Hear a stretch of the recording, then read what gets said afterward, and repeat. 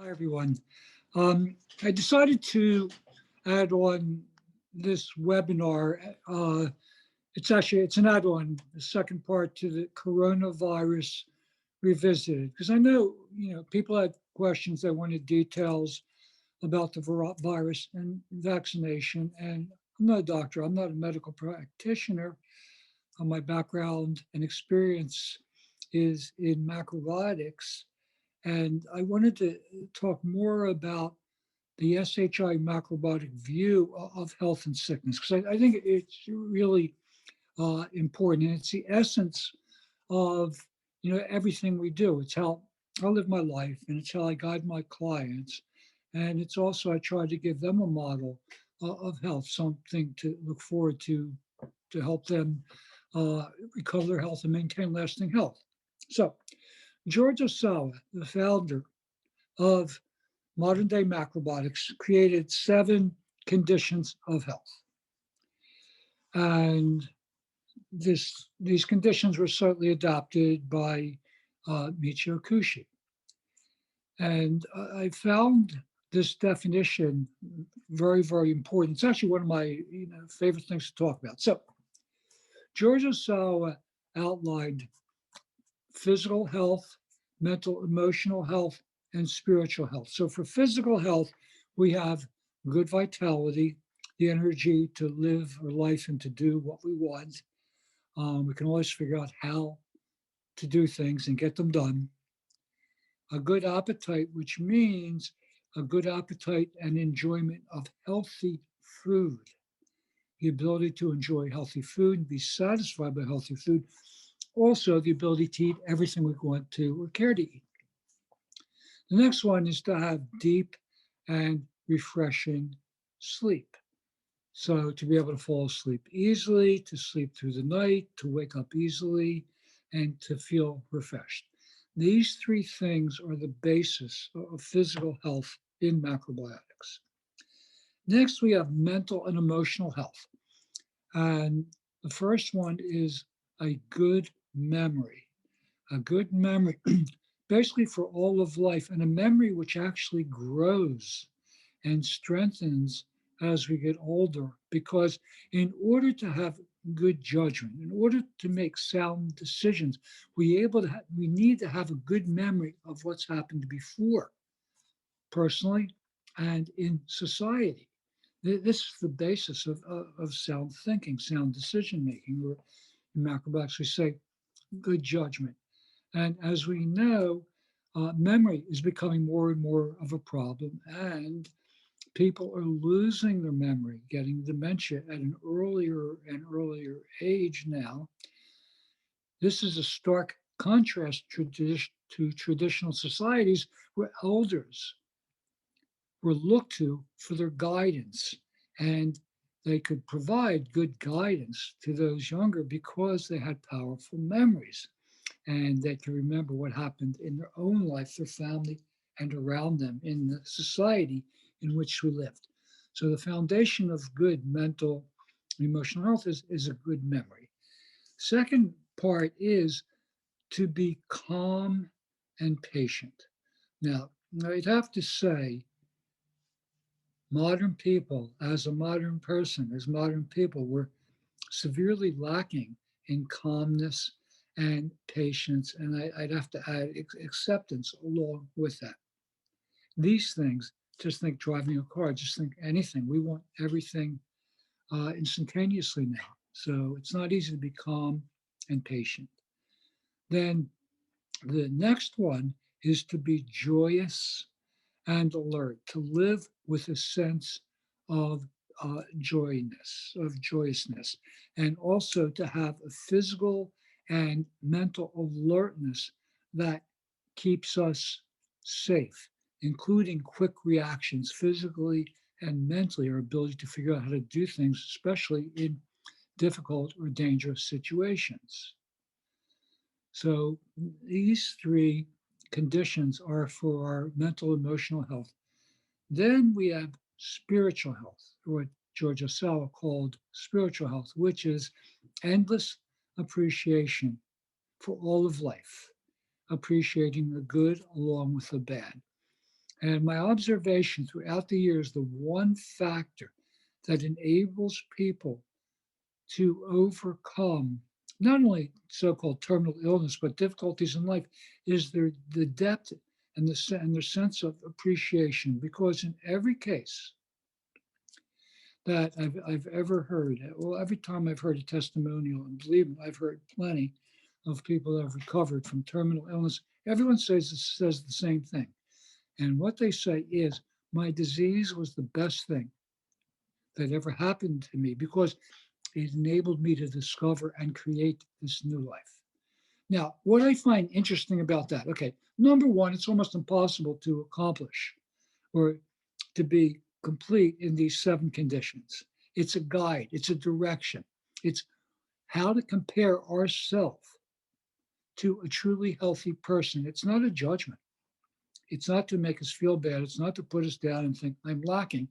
It's to say, this is the potential, the capability, the capacity of a healthy human being, and to give us something, a model to aspire to. Now, the three conditions of physical health only get 5 points each. That's 15 points. The three conditions of mental, emotional health get 10 points each. That's a maximum of 30 points. So if we're perfect in our physical and mental, emotional health, we can only get 45 points. Right? That means spiritual health, endless appreciation for all of life is 55 points. In other words, to pass George Osawa's test, so to speak, conditions of health, we have to have spiritual health. But it says more than that. It says health is guided by appreciation for all of life, for all people, for everything, in this universe, everything that exists, to have endless appreciation. But it shows that physical health does not lead to mental or spiritual health. In turn, spiritual health can lead to mental, emotional health, which leads to physical health. So even though we think of macrobiotics as a diet, often we say the macrobiotic diet, which is really a misnomer. It's the macrobiotic lifestyle. Within the lifestyle is a way of eating that became known as the macrobiotic diet. But what we're talking about is self-development, self-transformation, trying to develop our deep sense of appreciation for all of life, for ourselves and for others, then to develop our mental and emotional health, and finally, lastly, to develop good physical health following. So it's our appreciation which creates our vitality. It's our appreciation which creates our ability to sleep. And it's our appreciation that creates our enjoyment of food, where you can say satisfaction with delicious, healthy food. Now, George Osawa also created the progressive development of illness. In other words, illness is not accident, it's not happenstance. Illness develops according to a very clear pattern. So the beginning of all illness is fatigue, loss of vitality. What does that really mean? Fatigue or loss of vitality means that we're becoming acidic. We're losing our natural alkaline condition. And when we become acidic, then we start to lose oxygen, we start to lose vitality. So, how do we become acidic? We become acidic because we have an imbalance in our diet and activity. In our book, The Ultimate Guide to Eating for Longevity, in our book, I give my reinterpretation of acid and alkaline. It's not scientific. It's not recognized by science yet, but my experience is everything that George Osawa said starting in the 50s, which was said by the Kushis and Iharas and other macrobiotic teachers over the years, every word has become validated scientifically. So I'm sure my model will become the model of acid and alkaline that can really be used and can be verified scientifically and also correlates with yin and yang. But basically, extremes create acidity. Balance creates alkalinity, diet, activity, and attitude. So in an essence, but there's more details in the book. However, once we start to become imbalanced, then we start to lose our vitality. We start to feel fatigued, which is the most common complaint people have today. Second thing that happens then, because of that, our circulation is affected and we develop aches and pains and stiffness. Now, at one time, people thought stiffness was the beginning of old age. I mean, most kids I know are stiff now. So um, I don't know if that holds true anymore. But the point is, the second stage of development, we start to get aches, pains, and you see almost everybody, they don't even think about it. They take over-the-counter pain medications. It's like almost a daily thing for aches and pains. Then finally, the next stage is blood disorders, red blood cells, white blood cells, lymph.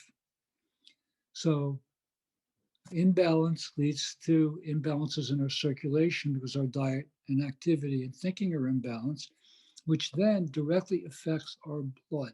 The next stage is emotional. And the interesting point is they affect each other in each direction because our emotions affect our blood. Everybody knows that, right? When you're happy, it's good for your blood quality, it's good for alkalinity, it's good for your lymph. So infectious disease, COVID-19, is partly, mainly on the so-called third level of illness. Our blood quality is affected. Our blood and lymph are not the quality that they should be, which leads to emotional imbalances, which in turn, emotional imbalances lead to organ imbalances, right? Organ imbalances eventually lead to nerve system problems, major mental illness, Parkinson's disease, ALS, things of that. And George Osawa saw the highest disease, the most pervasive disease in society is arrogance. Arrogance, according to George Osawa, and I have to concur, is the beginning and end of all disease. Now, what I have to say, along with good health, which what I didn't include, the sixth condition of health, joyous and alert also means keen intuition. When we used to do the Mid-Atlantic Summer Camp, for 3 years, we had a Tai Chi master, T.T. Liang, come. He was an absolutely wonderful man. In the second year, we asked him after the camp, would you come back again? Would you join us next year? And he thought again a second and then said, yes, I will be here. Yes, I'll be at the camp, but yes, I'll still be here on the planet. I will still be with you next year. Right? After the third year, he wouldn't commit again. He knew that, this was the time. But what he said, but that was most interesting, he said, in 45 years of playing Tai Chi, I've never had to use it for self-defense because if there's trouble on that side of the street, I was on this side of the street. So I was always able to avoid trouble. In other words, he was joyous and alert, who had a keen sense of intuition to keep his life safe. Well, avoiding sickness, whether it be infectious sickness or degenerative illness, also depends on our intuition, our choices in life, our choices in foods, our choices in location, our choices where we travel to be at the right place at the right time and not to be at the wrong place at the wrong time. So this is all part of the process of health. So what we can do with macrobiotics, we can understand if we have a problem with our health. Is it minor? Is it serious? How much attention do we need to give to it? Now, the next point about the macrobiotic approach to health and sickness is probably the most important.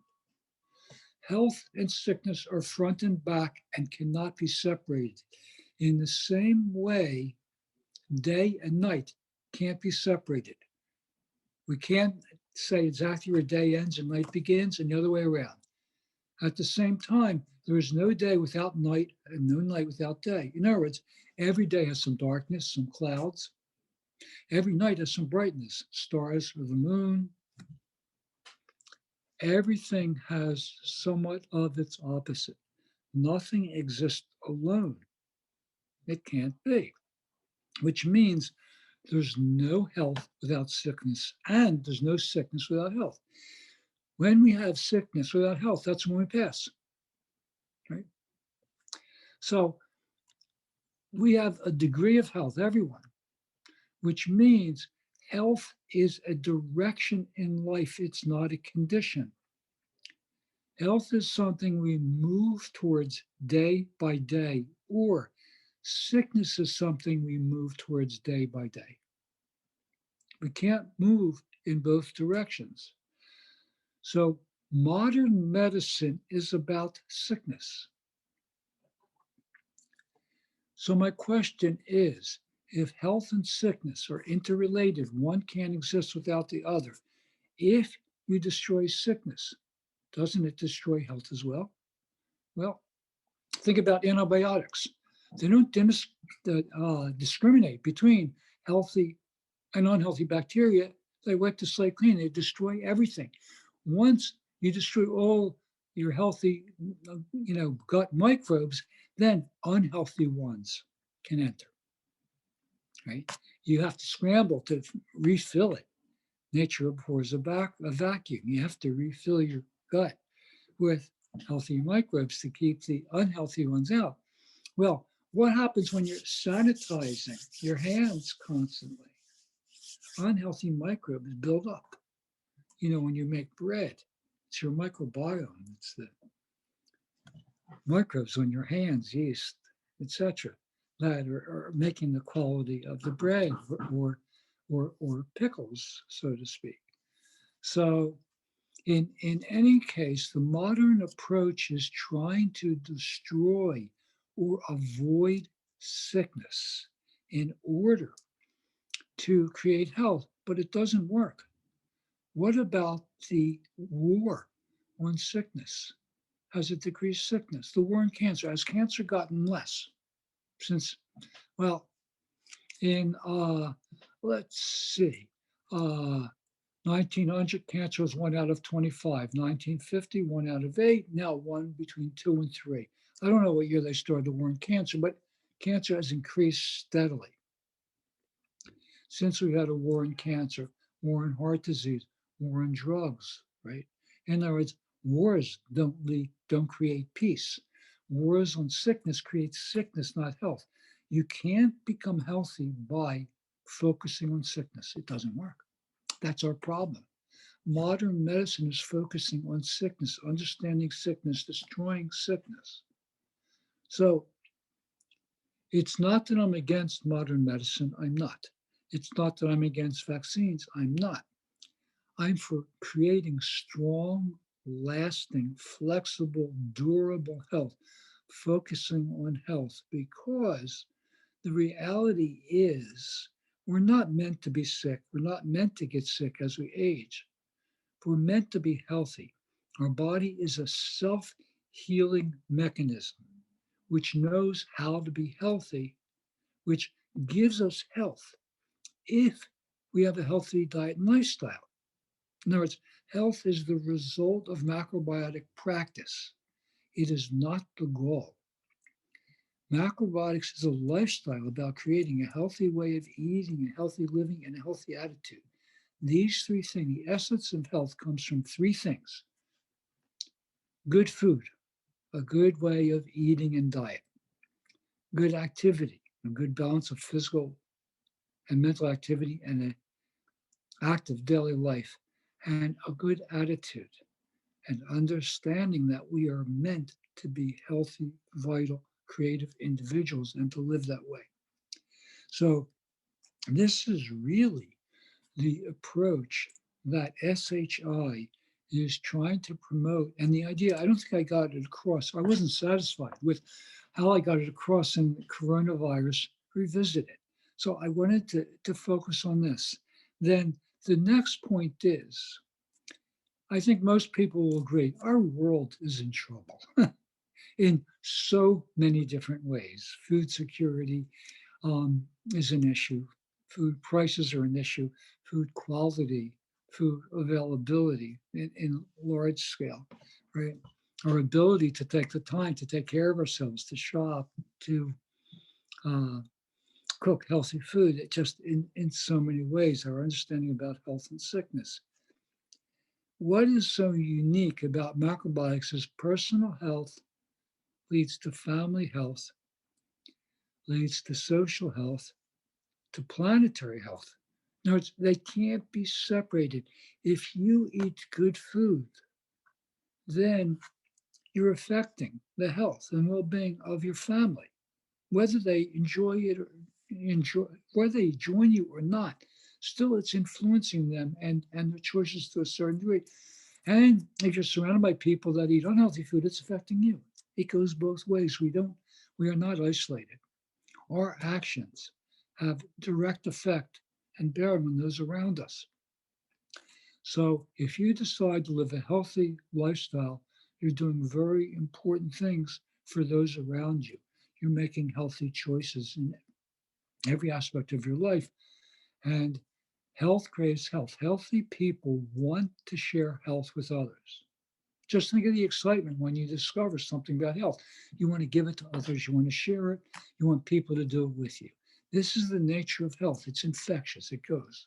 So we talk about, infectious disease. We talk about COVID-19 spreading. So we know that viruses spread. That's their nature. They spread and they change. And then they lose their energy and they die out. They're short-lived. As human beings, we have much longer life, but health is infectious. So as we create health, as we create good health, we want to share it with others. We want to share it more and more. So when enough people share health, then we'll have a healthier society. We'll have a healthier world. George Osawa's goal in macrobiotics was not health. George Osawa's goal was to unify East and West to create world peace. Growing up in World War II Japan and living in post war Japan, then his real goal was world peace. And he wanted to accomplish that by unifying East and West, to bring the spirituality of the East to the technology and analytical thinking of the West, so that we could have the best of both worlds. So spirit, right, could lead technology towards health. That was really his goal. And everything he did in macrobiotics was towards that end. My goal is a little different. My goal is to unify history and medicine. That means macrobiotics is about history and human experience, about interpreting, reinterpreting, and adapting our collective human experience to make it ideal as much as possible from now and moving into the future. Together with that, science can refine human history and experience through the analytical method. Can say this might be better than that, can help us give us direction. But science needs direction. It doesn't know where to look. Science itself so far has not created health, and I don't think it ever will. But if we combine the two, we have the best of both worlds. So this is really, what macrobiotics is about, what SHI is about, of moving these things out to shape our approach to health and hopefully eventually food policy. So if you have questions, I'd be happy to try and answer them. And I hope this makes sense, because it's such an important topic, and it's really the main thing I'm trying to get out. What a healthy person really means and how vital health is for ourselves and those around us. And again, our book, The Ultimate Guide to Eating for Longevity, really is a handbook for all these things that I'm saying. Healthy eating, healthy lifestyle, and the most delicious, tasty, healthy cooking. So thank you.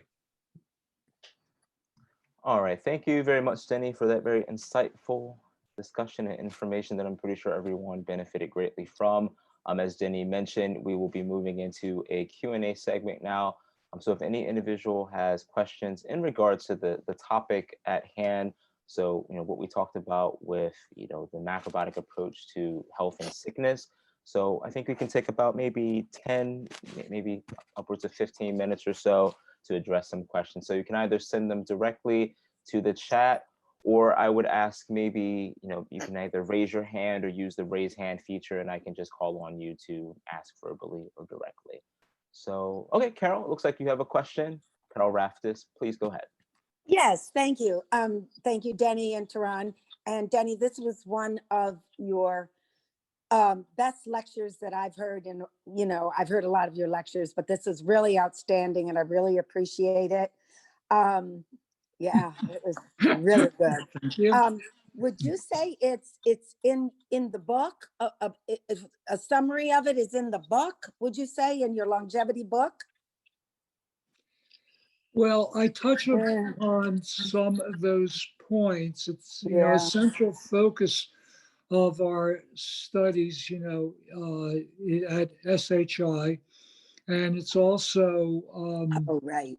in Michio's Book of Macrobiotics, which I recommend everyone get, because it's really the philosophical basis of macrobiotics is in that book, and our book is the practical approach, and Yeah. philosophy and practice again balance each other. Oh, awesome. Thank you so much. Yes. I'll come back if there's time. Thank you Okay, so much.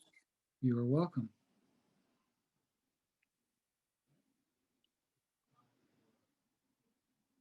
Oops, I was muted. We have time for some other questions if anyone has one for Denny regarding the topic at hand. Make sure I can see everyone on my screen.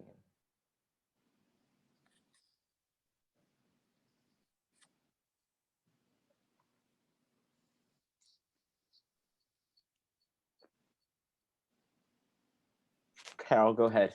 Okay. I'm jumping right in. Anyway, you did mention vaccination, so topic at hand. Supposing you have to get, for whatever reason, you have to get the vaccination, and what would you recommend as to protocol after the vaccination? I know they've been mentioning seaweed, and I have confidence in my body because it's been in the macrobiotic training and philosophy. So, but specifically, would you have any recommendations? And I really appreciate it.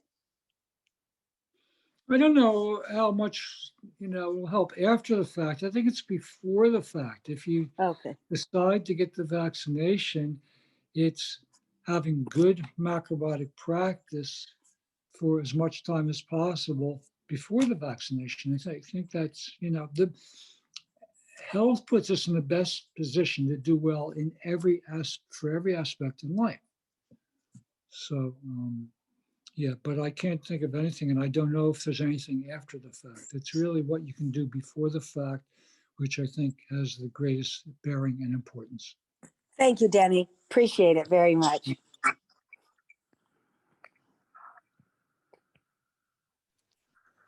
All right. Does anyone else have questions? If not, maybe we could end a little bit earlier for today. Oh, wish we Gretchen? could stay talking. Gretchen, you can unmute yourself.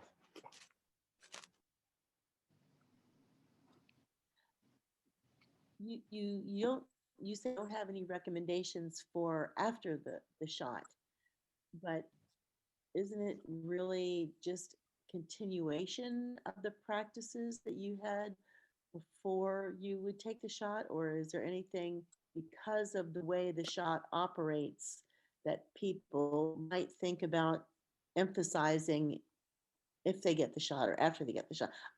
You know, uh, true confession here.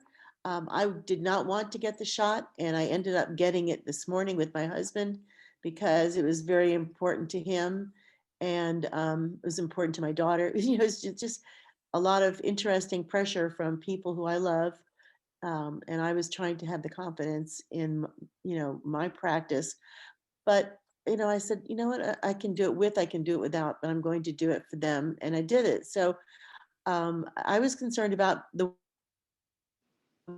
idea that the vaccine trains your body to make something that your body didn't make in order to get you to fight it. And the idea of the cytokine storm, it's all still a little bit um, theoretical for me in my head. So it's hard for me to think that there's nothing that we need to emphasize should we end up getting the vaccines. It seems like there should be something, even Well, to support what it is that the vaccines do to your cellular structure in order to get you to what they believe is the health condition. well, of course, I didn't mean that there's nothing to do after. Of course, to continue your good macrobiotic practice as long as you can before, and to continue it, of course, for the long run after is the best thing you can do. Because my longtime observation is people who practice macrobiotics well and get medical treatments do far better Mhm. than others with the medical treatments and heal in half the time. And that's literal, like, shoulder replacements, knee replacements, hernias, all kinds of surgeries. People heal in a far better way in far less time than expected. So basically, good macrobiotic practice helps your body operate at its best possible level. Also, it minimizes the chances of an autoimmune reaction, which is a problem or a concern. So, no matter what we face in life, good macrobiotic practice, I believe, will help us because it helps our bodies run as well as possible. It helps keep us even mentally and emotionally so that we can think clearly. It helps our nervous system function optimally, keeps our intuition good. So practicing macrobiotics, I mean, you're much better off with the vaccine if you're practicing macrobiotics than if you're not, I would say. Yes. I should have a T-shirt that says, "I practice macrobiotics before I came for the shot." Good idea. Janet, Janet, are you unmuted, I think? Thank Go ahead. you. And then Faida. Hi there. Thank you so much. Yeah, it was great.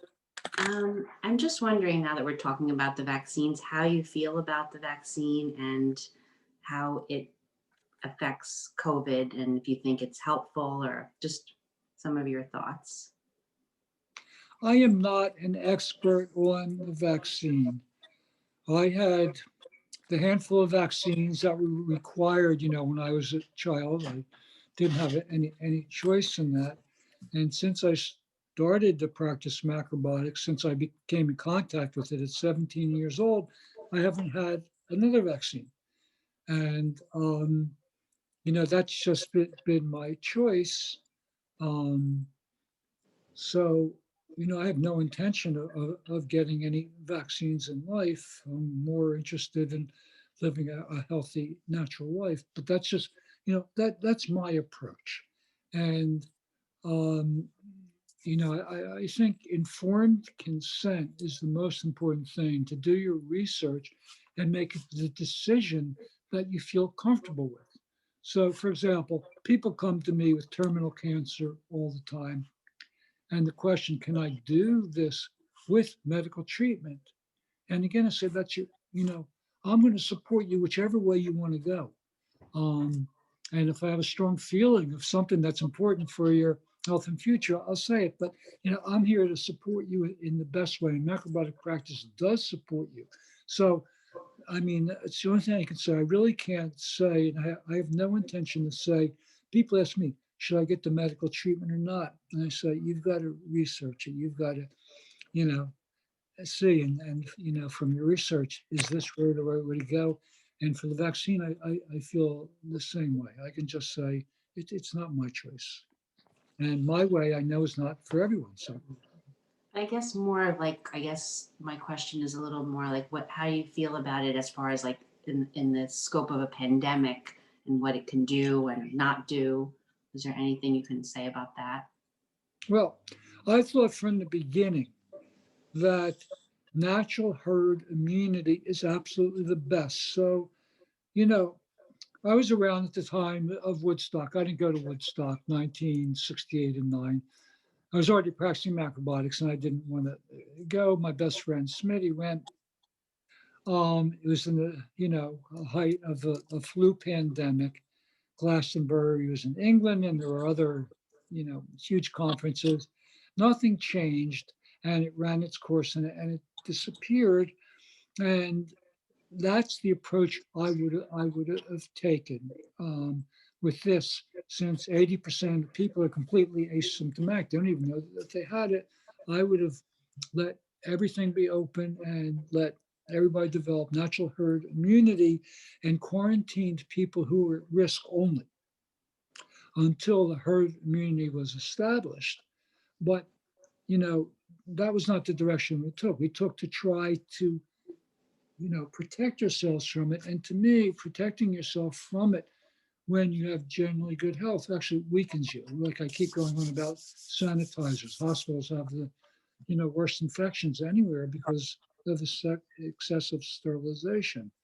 So, then there's question, is the vaccine itself going to really keep us safe? And I really don't know. I don't see a consensus on that. And we've never been successful with the SARS vaccine in the past. So, I mean, there's a lot of questions which I certainly cannot answer yet. And the whole thing that they say about herd immunity kind of being impossible. Well, I mean, common experience, just thinking in the past, problems that were problems disappeared over time. I mean, how did they disappear? Either they lose their vitality or their potency, or we developed herd immunity. I don't really know, but I think herd immunity does. I mean, we learn in life and we learn not to make the same mistakes. It might take a few times. It's the same thing. Our body learns how to deal with something and not be affected by it. So I don't agree. I think there naturally, I don't like the term, but I think there is a collective immunity, is a collective understanding, a collective experience. And that grows. We learn from each other, we develop from each other, and we get new strengths. So I think it's clearly by being exposed to this, our body learns how to deal with it. And the more healthy people, then the more, we benefit. So I think it's science kind of keeps like, changing. So I'm sorry, science keeps changing what they're saying. So you can't get any clearer clarity from that. right. So it comes down to common sense and what appeals to you. And what you were mentioning about kind of always just this war mentality that just makes things worse. Yeah, absolutely. Thank you. War doesn't create peace. Hatred doesn't create love, right? Love creates love. I found the book. It's backwards. Can you see it? I'm sorry, I can't say anything. Denny can't see anything, unfortunately. Oh, okay. It's the book of macrobiotics and looks excellent. Thank you for the recommendation. It's wonderful. They're keeping me in the Yeah. dark here. I can only see myself. That's all. Oh dear. Oh, you can't see us. Okay. Right. Aina, you had a question? Yeah, I think it's a quick question. Danny, thank you. First of all, thank you for beautiful lecture. And Beautiful. how many times I listened to you, and like always something fresh and something important for me resonate with my. Thank you. Do you have any statistics, or is it possible to have how many macrobiotic people? I mean, macrobiotic people mean people who really practice macrobiotic. Contracted COVID, and in which form they contracted and how they coped with this. I thought it would be interesting statistic if it's ever possible to have it. Okay, I don't have any statistics, but that's a very good question because it seems more and more people, they're not getting their taste or their smell back. More and more people are having a problem with brain fog and fatigue afterwards. Ooh. That doesn't seem to go away. And the reason I know this, someone I was talking to who's in contact with a lot of people today told me and asked me, can macrobiotics help with the after symptoms? And the answer is absolutely yes.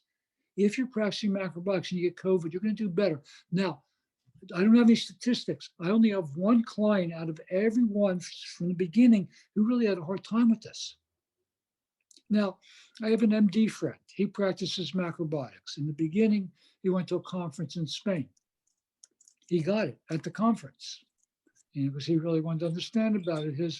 His partner, his medical partner, doesn't practice macrobiotics. They both got it. He got through it like it was nothing, and his partner struggled with it. He didn't practice macrobiotics. Now, again, that's not scientific, but it's my experience with a lot of people and family members, of those people. If you practice macrobiotics, and I say it kind of jokingly, but I believe it. Healthy people get healthy viruses. Healthy people get healthy colds, flus, etc. You deal much better. But I can say macrobiotic people practicing macrobiotics get through things in about half the expected time, with far less symptoms. Even chemotherapy, people practicing macrobiotics, they don't have the same symptoms that other people do. So it helps in every way. And it certainly helps with recovery. But I don't know how we can get statistics. I just want to add, my mom, who is 94, thank God, she got COVID and she was by herself in the apartment. I was not allowed to go there. And she was at some point, as you know, when macrobiotic, then she decided I don't want to. When she got COVID, the only thing I was asking her to eat miso soup, and I was making sure that miso soup at her door. And all she ate miso soup every day. This is all she could eat because she couldn't feel the taste. Everything was burning inside, but somehow she recovered. No, like miracle. 94 years old. That's great. Wonderful. Absolutely wonderful. Right. Miso soup, I think miso soup really helped. Plus her miso soup helps. constitution, right? Yes. Even past macrobiotic practice still has an effect. Yeah. All right. Well, oh, Janet, did you have another question? This may be our last question. Thank you. Just one question. Do you work with cell salts at all? I do not. I purely diet, lifestyle, activity, attitude. The only supplement I recommend is vitamin B12, and that's about it. Not D3 like everyone's saying now for No. COVID. No, my experience is that these things lead to not only lasting health, but the most durable health, and that's what I think is most valuable. And why B12? Well, okay, we come from a largely agrarian society, small farms. So then we had the cows or the pigs or the chickens, whatever. And then the manure would go into the soil and people would grow their food. And the main source of B12 worldwide is in soil, and especially from manure in the soil breaking down. That's what produces the B12. So it's a micronutrient. So in the crevices of vegetables is B12. That means in the past, the soil in this country was rich with B12, and people got enough just from having, locally grown vegetables. Well, now we've come a long way in the wrong way, terrible agriculture. So unless we're getting our food from a small organic farm that's rebuilt the soil, we don't have the source of B12. Plus, then the vegetables go through a hydrocooler. They're sterilized when we get to them. So even if they're grown well, and add B12, we're not getting it in the same way. Even with that, some people never ever have a problem after, life of macrobiotic practice, even their kids, and some people do. So just to be safe, because it's not toxic, I recommend take a B12 supplement. Can you recommend how and which one Just a sublingual, methyl B12 sublingual. and how much? 1,000 micrograms. If you've never taken one, you can do it daily for 2 months, but then 2-3 times a week after should be plenty. Thank you. You're welcome. Thank you, everyone. Have a great night, and we'll see you again next week. Thank you, Denny. Yeah. Thank you, Taran. Thank you, everyone. Thank you, Thank Taran. you. Thank you all. Excellent. Good, good, good. Bye now. Bye-bye. Bye now.